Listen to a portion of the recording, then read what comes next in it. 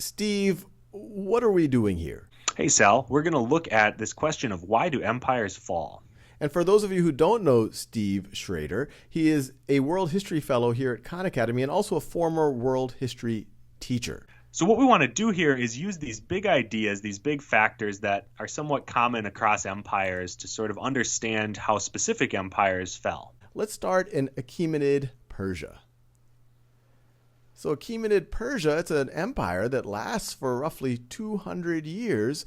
And I guess the obvious thing about Achaemenid Persia, it gets taken over by Alexander the Great. So I'll just go ahead and throw invasion on that list for Achaemenid Persia. So outside of invasion, if we go through the rest of this list, it clearly was a large empire. So maybe there was an element of overexpansion. It was governed in a fairly federated way through these satraps.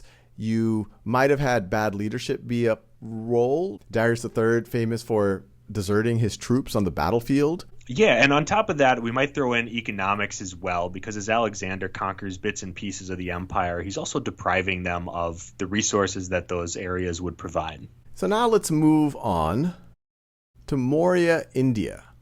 Once again, a significant empire, lasts definitely over 100 years, and it's actually the largest unified empire over the Indian subcontinent. And it starts with 3 fairly strong rulers, and it's known, especially with Ashoka the Great, for spreading of the Buddhist religion. So why, in your mind, Steve, did it fall? Which of these factors played most strongly? Well, the first one that jumps out is overexpansion. Once Ashoka dies, you see the empire really lose a lot of that northwestern territory. What we did see is some religious strife. You mentioned that Ashoka worked really hard to spread Buddhism, and he did follow that in some of his policies, which led to some tension between some of the Hindu population in the empire.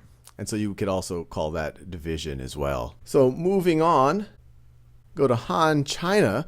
It began to fall at the end of the 2nd century CE and then falls in the 3rd century CE. Which of these factors led to its eventual demise? So I think we want to start looking at the fall of Han China from the lens of the Yellow Turban Rebellion.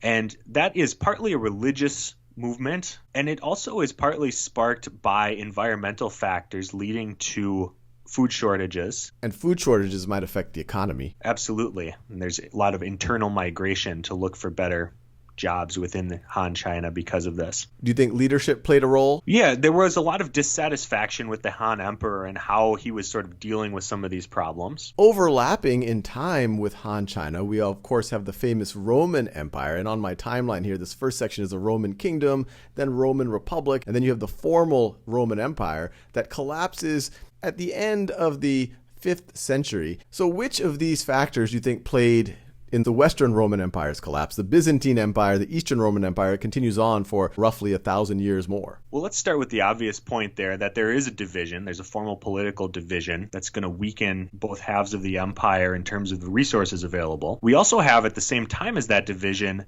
religious issues going on. We have Christianity being declared the official religion of the Roman Empire at this time, and that leads to internal conflicts between those who are Christians and those who are not. You have migrations and invasions. You have famously the Huns migrating into Eastern Europe and then putting pressure on the Germanic tribes to oftentimes come into the Roman Empire, but that led to, so that was both migrations and invasion. Yeah, and in this case, it's sometimes hard to separate invasion from migration. And I would throw in economy, since the Roman Empire in its expansionary period was constantly getting new territory, which would add tax revenues to Rome's coffers. It allowed for more and more slaves who could work for Rome. Once you get into the 3rd, 4th century CE, that expansion starts to stop. And so it stops that ever-growing pile of money and ever-growing pile of labor. So I'd argue economy played a role. You can never point to just one factor. Empires are these very complicated things,